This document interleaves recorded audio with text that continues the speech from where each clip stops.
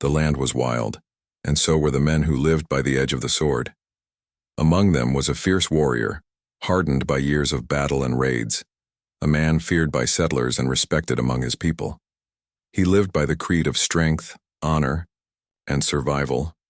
Yet on one fateful night, his path crossed with something that neither blade nor fire could erase. It was during a raid on a small settlement that he encountered her. Fires licked the wooden fences, smoke filled the air, and screams of frightened villagers rose into the night sky. While others fought, he wandered deeper into the chaos and found a young woman cowering inside a barn. Her hair was tangled, her dress torn from the scramble, and her eyes wide with fear. But even in terror, there was something steady in her gaze, something that unsettled him. He cornered her, and in desperation she whispered words that would echo through his soul forever. "Don't raise my skirt, please." Her plea was soft, fragile, yet heavy with dignity and desperation. For a moment, he hesitated. He was a warrior who had slain men without pause, who had taken spoils without guilt. But this whisper pierced through his armor more sharply than any weapon ever had. Yet pride, lust, and the cruelty of conquest overcame him. He ignored the whisper, ignored the trembling of her body, and committed the act that would become the chain around his spirit. He raised her skirt, not realizing that in doing so, he was not just violating her body but binding his own soul in eternal torment. The raid ended. His people celebrated victory, carrying away food, weapons, and trophies. To them, it was another night of survival, another strike against encroaching settlers. But for the warrior, something had changed. He rode back with the others, yet the echo of her voice traveled with him. In the silence of night, when the drums quieted and the fires died, he heard it again. "Don't raise my skirt, please." Her whisper was not just a plea, it became a haunting. He began to see her eyes wherever he went. In the moons, reflection on water and the smoke rising from the fire, even in the faces of other women in his village. He could not escape her. Every time he closed his eyes, he was back in that barn, with her trembling before him, whispering for mercy. For the first time in his life, victory tasted like ash. His people admired his strength, but he felt hollow. They spoke of his bravery, but he felt only weakness. The warrior who had once been unshakable was now trapped by an invisible chain, a whisper, a plea, a moment of dishonor that stripped him of his freedom. He tried to drown the memory in battle, throwing himself into fights with reckless abandon, as though seeking death would free him.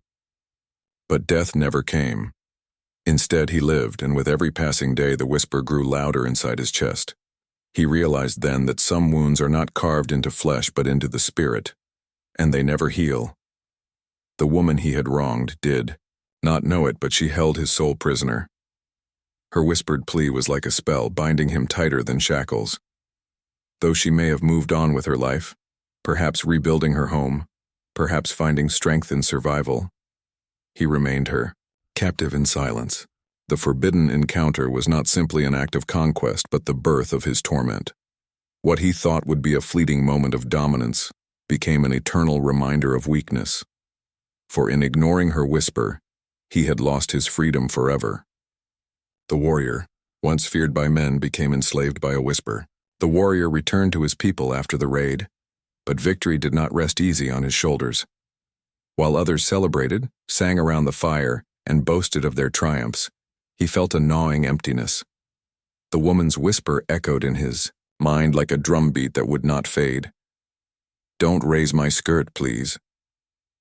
Though the night had ended, its shadow stretched endlessly before him. At first he thought it was simple guilt, something that would pass as time distanced him from the act. Warriors did many things in war, things men did not speak about but accepted as part of conquest. Yet this was different. He began to feel eyes upon him even when he was alone.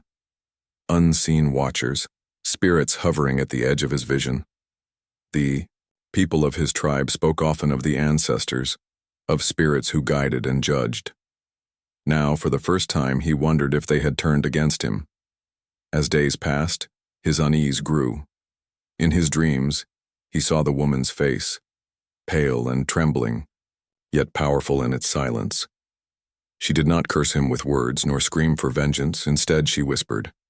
That whisper, soft as falling snow, cut deeper than any war cry.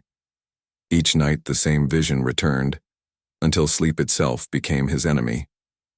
He sought the wisdom of an elder, a medicine man known for his knowledge of spirits and omens. The elder studied him long and hard, then said, You have awakened a curse, warrior. When you dishonor one who pleads for mercy, the Great Spirit marks your soul. You can win battles, you can ride across the plains, but your spirit will never be free. You are bound, not by her body, but by her whisper. It will follow you beyond death if you do not seek balance. The words sank into the warrior like a spear. He wanted to reject them, to claim that he was above such things, that he was too strong to be undone by a single moment. Yet deep inside, he knew the elder spoke the truth. His strength had not shielded him from the haunting. His courage in battle had not silenced the whisper. He was cursed. The curse did not strike him with thunder or fire. Instead, it spread like shadows creeping at dusk, subtle but inescapable. His hand trembled when he held his spear. His horse grew restless beneath him, as if sensing the unease in his soul. He no longer laughed at the fire with his brothers, for their joy sounded hollow to his ears. Women of the tribe no longer stirred his desire, for in every glance he saw her, the one who whispered. Even in the midst of triumph, the curse followed. In one great battle, his people overcame a rival tribe. Yet when the last enemy fell, he did not feel pride. He heard her voice in the wind whispering soft and accusing. His people cheered his name, but to him, their cries were drowned out by that single plea. Please. The warrior began to fear solitude, for in silence, the curse grew stronger. He kept himself surrounded by noise, by horses, by fire, by the clash of steel, anything to drown the whisper. Yet the more he fought it, the louder it grew. Like a river cutting stone, it carved its mark into him. He wondered if the woman herself had cursed him. Perhaps she had the hidden power of the settler's god, or perhaps her soul was guarded by a spirit stronger than his own. Or perhaps, worst of all, she had done nothing, and the curse was born from within him, from the dishonor he could never erase. His people began to notice the change. He looked weary though young, his eyes clouded though uninjured. Some whispered that he had angered the spirits. Children avoided his shadow as though sensing the heaviness in it. His fame as a warrior did not protect him from the shame that grew like a sickness, and so he lived, trapped in a prison of his own making. A curse that was not cast by a shaman, nor carved in stone, but one that came from a whisper, the simplest, softest sound, yet the strongest chain. For the warrior learned too late. A man may conquer villages, win wars, and ride as a legend across the plains, but if he dishonors a plea for mercy, his soul will never be free again. The curse was not upon his body but upon his spirit, and there was no medicine strong enough to break it. The warrior believed that strength was measured by the weight of a blade, the speed of a horse, and the number of enemies a man could cut down. For years he lived by this code, unchallenged and unbroken. But when the woman whispered, "Don't raise my skirt, please," she showed him a kind of strength he could not fight. It was not the strength of battle, but of dignity, of the human spirit refusing to be broken, even when the body trembled. He thought his act had ended in that, barn just another conquest in a life of many raids. Yet what lingered was not her weakness but her power. Though she never fought him physically, her whisper became stronger than his war cries. In silence, she defeated him. Her voice lived inside him, echoing with every sunrise. At first, he tried to dismiss it as weakness and an old wound in his mind that would heal with time. But he noticed that every time he saw another woman, his people's wives, maidens, even strangers in passing, the whisper returned. He would see their faces, yet hear her voice. It was as if she had left a part of herself inside him, not by choice but by the strength of her plea. Her silent power began to reshape him. He started to hesitate before battles, distracted by the memory. The warrior who once charged fearlessly now faltered, his thoughts drifting back to the barn. His brothers mocked him, asking if he had grown soft. But he could not explain to them. How could he tell warriors who measured glory by blood that he was haunted not by a blade but by a whisper? Even nature seemed to conspire to remind him of her. In the rivers he saw the reflection of her eyes. In the wind, he heard her breath. In the crackling of fire, he heard the fragile strength of her voice. He realized then that her power was not in the words themselves, but in what they carried, the eternal truth that some acts stain the soul forever. She had no army, no weapons, no tribe to defend her, yet she conquered him without lifting a hand. The humiliation of this knowledge ate at him more deeply than any wound. He was the warrior, the feared one, yet it was she who carried the real strength. The tribe began to notice his unease. He no longer smiled when songs were sung around the fire. He no longer boasted of victories, for every victory felt hollow. When he tried to take other women, he found himself recoiling, her whisper between them like a wall. Her silent power had stripped him of the desires that once ruled him. Her strength lay in survival. Despite what he had done, she lived on, perhaps rebuilding her life, perhaps caring for her family, perhaps finding moments of peace. Meanwhile, he was the one left broken. Her ability to endure turned into his chain, a constant reminder that she had risen while he had fallen. The warrior began to realize that power is not always loud, not always bathed in blood and fire. Sometimes the greatest power is carried in silence, in the dignity of a whisper that cannot be erased. She had given him no curses, no shouts, no threats. She had given him only her plea. Yet it was enough to enslave his soul forever, and so her silent power lived on in him, a shadow he could never escape. Though she might never know it, she had defeated the warrior, not with steel, but with her strength to remain human in the face of his cruelty. Back in his village, the warrior's people celebrated him as they always had. They saw only his victories, the spoils he brought, the blood he spilled for the tribe. To them he was a hero, a man who embodied strength and courage. But inside he carried a shame so heavy it bent his spirit.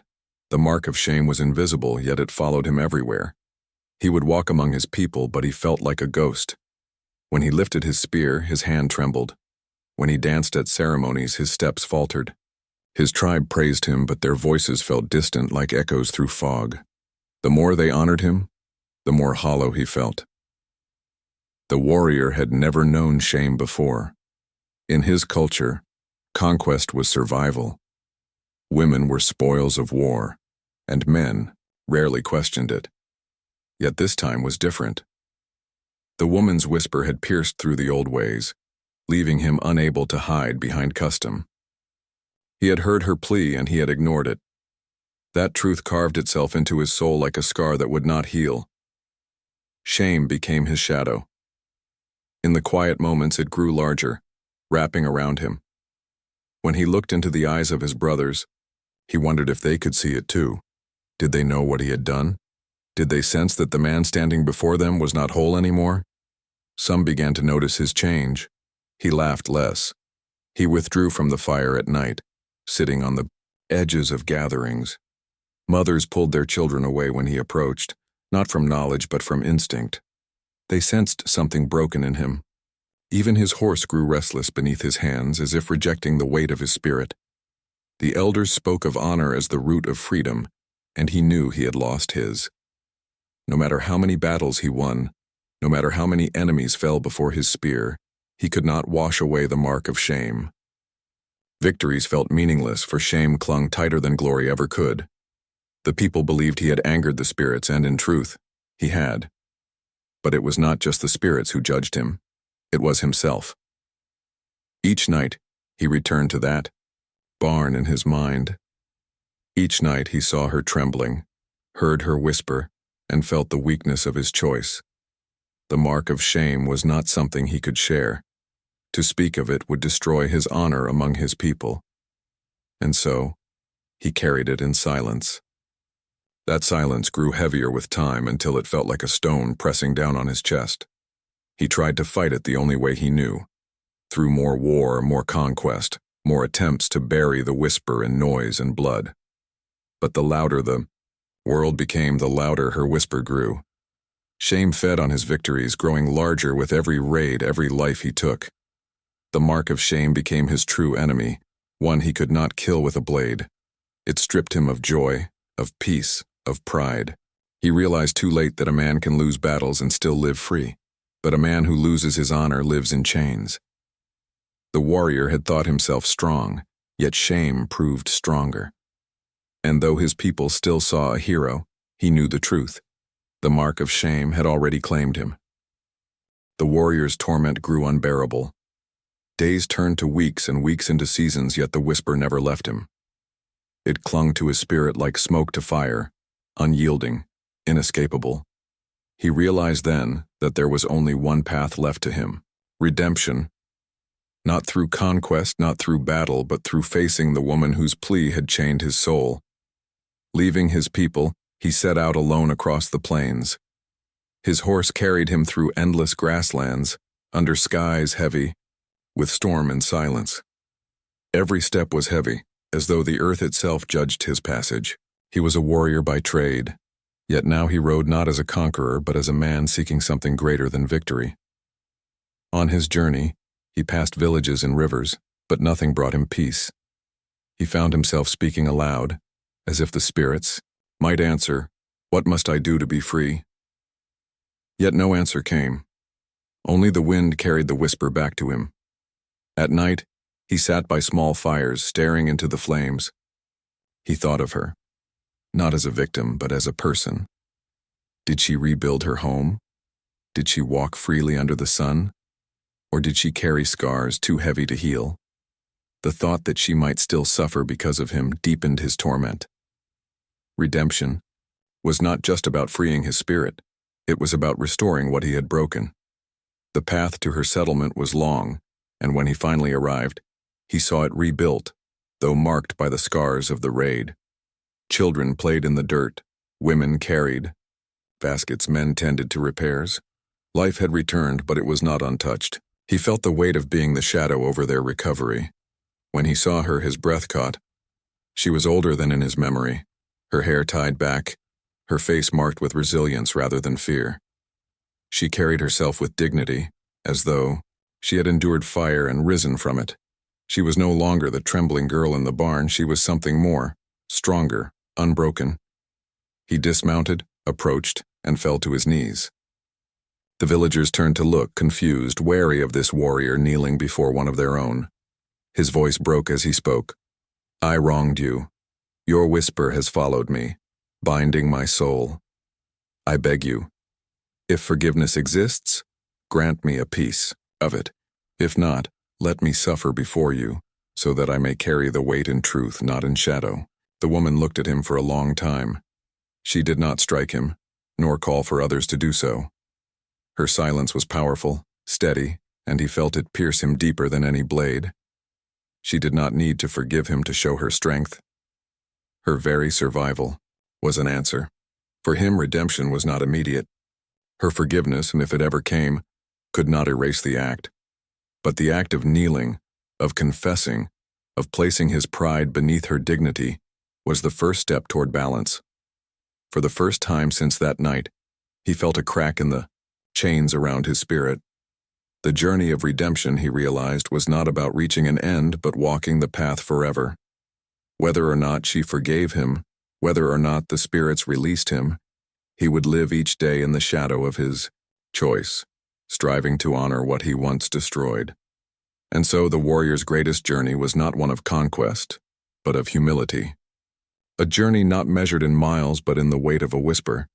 When the warrior found her again, he expected to see the same trembling girl from the barn, fragile, broken, forever trapped in that night of terror. But when his eyes fell upon her, he saw something far different.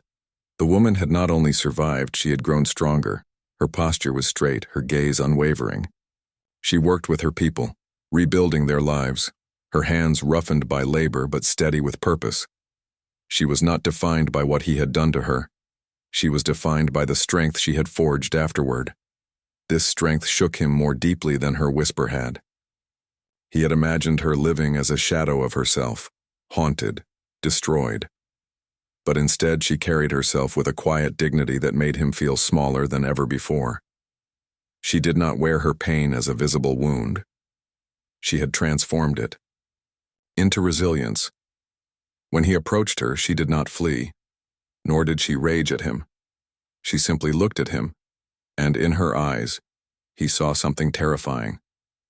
She no longer feared him. That absence of fear, born of survival and strength, was the sharpest judgment he could ever face. He fell to his knees, speaking of torment, of the chains of her whisper. He begged for her forgiveness, but she did not give it freely. Instead, she stood in silence, her eyes holding him like a mirror. That silence was not weakness, it was power. It forced him to sit with the weight of his actions, to realize that forgiveness could not be demanded, nor easily given. Her strength lay not in vengeance, but in endurance. She had lived while he remained trapped. She had found a way to rebuild, while he had unraveled. The balance of power had shifted. She was the free one, while he was enslaved by shame. In that moment, he understood the truth. The strongest people are not those who conquer, but those who survive and rise again. She had no need to forgive him to prove her strength. Her very existence, her ability to stand tall after what he had done, was her triumph. For the warrior, this realization was crushing yet liberating. He no longer saw her as a victim, but as someone greater than himself. She had overcome what he could not. He carried chains, but she carried freedom. He lived haunted, but she lived whole. Her strength became his teacher. From that moment, he swore never to raise his hand against another woman, never to dishonor another plea. Her whisper had chained him, but her strength had changed him. In her he saw the reflection of all he had lost: dignity, freedom, honor. And so, while he may never be free, he carried with him the lesson of her strength. For the woman who once whispered in fear had become the silent force that shaped the rest of his life. For years the warrior carried the whisper like a stone in his chest, unspoken and unresolved. His people believed him to be strong, untouchable, a man carved from the iron of battle. But inside, he was hollow. He knew that the path toward peace, if such a path existed, required one thing: confession. When he finally stood before the woman again, the moment weighed on him heavier than any battle. His body shook not from fear of her people, but from the truth he was about to reveal. Around them, silence stretched, broken only by the rustle of wind through the grass. He fell to his knees, his forehead pressed to the dirt. "My soul," he began, his voice low and unsteady, "is no longer mine. That night, I took more than what was not given. I ignored your plea. And since then, I have lived in chains that no blade can cut." His words spilled out like blood from a wound, raw and desperate. "I see you in my dreams. I hear your whisper in every silence. I cannot fight it. I cannot escape it. I cannot breathe without it pressing on me. I beg you, do not forgive me if you cannot, but hear my confession. Let the weight fall where it belongs." The villagers who gathered murmured among themselves, astonished to hear such vulnerability from a man they once feared. But his eyes never left hers. He searched for judgment, for hatred, for something that could cut him deeper than he had already cut himself. The woman remained still, her expression unreadable. She let him speak, pouring out years of torment, each word carrying the weight of his shame. He confessed not only to her, but to the spirits, to himself, to the world. He spoke of victories that meant nothing, of honor that had rotted away, of nights without rest. At last silence fell again. He had emptied himself, his pride shattered, his voice hoarse. For the first time he felt light, not freed, but exposed. The burden of silence was gone, replaced by the burden of truth. The woman did not rush to respond. Instead, She studied him. He realized then that his confession was not about her words, but about his own release. Forgiveness, if it ever came, would be hers to give, not something he could demand. But to confess was to place the wound in the open air to let it breathe. His confession did not erase what he had done. It did not unbind the chains entirely. But it was a beginning, a crack in the wall he had built around himself. By confessing, he admitted that he was not the unshakable warrior the world saw, but a broken man chained to his own dishonor. The woman finally spoke, her voice calm and steady. "You carry your chains because you deserve them. Forgiveness is not mine alone to give. The spirits heard my plea that night. It is they who bind you. You must walk with this truth until your last breath." Her words did not free him, but they gave clarity. His confession had not been for release, but for acceptance. And in that acceptance he felt the faintest shift, a step toward balance even if freedom would never come. For the first time he understood that strength was not in silence, but in confession. The warrior, once feared, by all had found courage not in battle but in speaking the truth of his broken soul. The warrior thought that confession might ease his torment. For a brief moment after kneeling before the woman he felt lighter, as though he had laid down part of his burden. But he soon discovered that some chains cannot be broken by words. The haunting never ended. Everywhere he went, the whisper followed him. In the quiet of the forest he heard it in the rustle of leaves. By the river he heard it in the ripple of water. At night it pressed against his ears louder than the crackle of fire. Her plea was not bound to the barn of that night. It had fused itself into the marrow of his being. He tried to find solace in war again, throwing himself into battles with reckless fury. But even in the chaos of combat, the haunting crept, and as his spear struck an enemy he heard her voice. As he rode into raids he saw her eyes in the flames. Victory turned to ashes in his mouth, for every triumph was poisoned by the memory of dishonor. He began to understand that the haunting was not punishment from the woman, but from himself. He had ignored her plea, and in doing so had split his soul in two, the warrior and the man. The warrior won battles, but the man was forever lost in shame. No prayer, no victory, no confession could mend that divide. The people of his tribe noticed his decline. Once a proud figure, he now walked like a shadow. His hair grew unkempt, his eyes hollow, his shoulders bent beneath invisible weight. Children whispered that he was cursed. Elders nodded silently, knowing the look of a man marked by spirits. The warrior withdrew more and more. He stopped sitting at the fire. He stopped laughing. He stopped seeking the company of others. He wandered into the plains for days at a time, returning with hollow eyes and trembling hands. In his solitude, he realized the haunting was eternal. It was not a punishment that would fade with time, nor a curse that could be broken by ritual. It was part of him now. He could no more escape it than he could escape his own shadow. The haunting was not just of her voice, but of what it meant. It reminded him every day of who he had become, a man who had ignored mercy, a man who had chosen pride over dignity, a man who had chained himself. He began to fear not death, but what came after.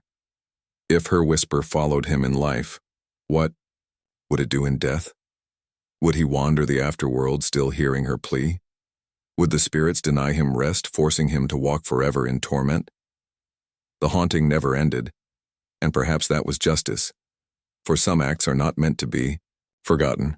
Some wounds are not meant to heal. His torment was not just punishment, but truth.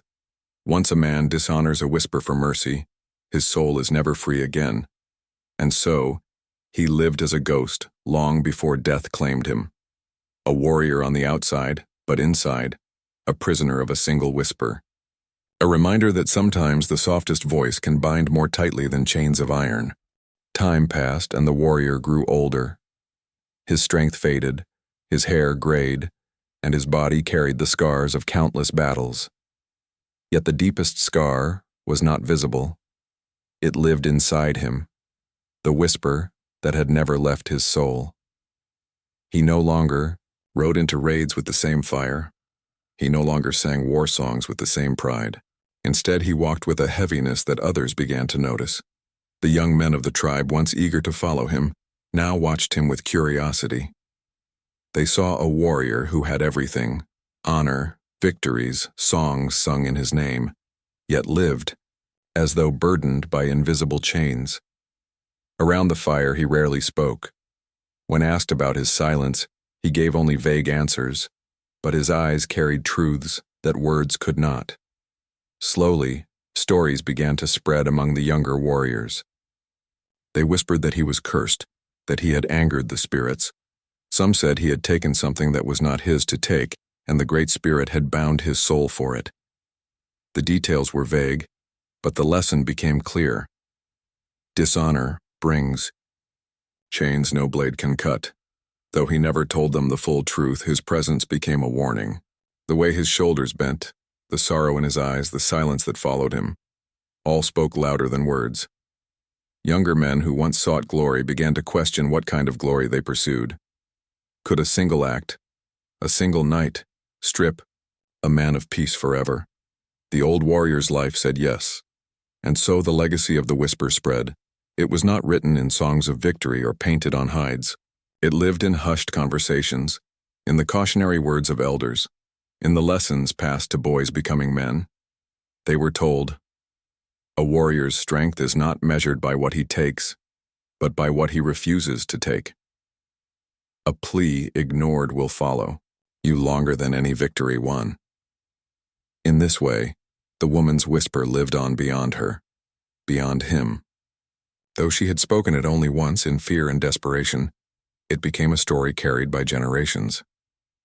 The warrior, who once thought himself feared, became remembered not for his battles, but for the shame that broke him. His victories faded into dust, but the whisper endured. It was a strange kind of justice. His dishonor, meant to dominate her, instead gave her power across time. Through him, her voice was immortalized. He had thought he silenced her when he raised her skirt, but instead he made her plea echo through the lives of those who came after. In the end, the legacy of the whisper was this: power does not always come from swords or victories or songs. Sometimes it comes from a single moment of truth, spoken softly, but carrying forever. And for the warrior, that legacy was his punishment. He could never escape being the man whose soul was broken by a whisper. When death finally came for the warrior, it was not on the battlefield. His body was too frail for war, his spear too heavy for his hands. He died quietly, lying beneath the same wide sky where he had once ridden with fire in his heart. But even as his breath slowed, the whisper was still with him. He closed his eyes and heard it again. "Don't raise my skirt, please." The same words that had haunted him through youth, through manhood, through age. They were not distant or faded. They were as sharp as the night he first heard them. In that moment, he realized the truth he had long feared. The bond was eternal. Her voice was not just part of his memory, it was part of his soul. He passed into death with the whisper as his final companion. The people of his tribe buried him as a warrior, singing of his battles, laying weapons at his side. But they did not know that beneath the earth lay a man who had never truly been free. In the afterworld, the haunting did not cease. The spirits welcomed the brave, the honorable, the just. But for him, there was no welcome. He wandered the plains of eternity alone, still hearing her voice. The eternal bond was not one of love or of choice, but of shame and truth. Her whisper was the chain that bound him to his dishonor forever. Yet in this eternal bond, there was also a kind of justice. He had taken her choice that night, but in return his spirit lost its own. She lived her life, endured, and perhaps even found peace. He, meanwhile, could never escape. Her strength freed her, his weakness imprisoned him. The eternal bond was more than punishment. It was a reminder that actions carve deeper than flesh. That a moment of cruelty can shape not just a life, but a soul's eternity. He had raised her skirt against her plea, and in that act he tied his spirit to her forever. Generations later, his name faded. His tribe spoke less of him, for his victories no longer mattered. But the whisper remained. The eternal bond ensured that he would never be remembered for strength, but for weakness. His soul's prison became his story's truth, that no man is free who ignores mercy. And so, even in eternity, he carried her whisper. Not as a voice of forgiveness, not as a voice of vengeance, but as an eternal reminder.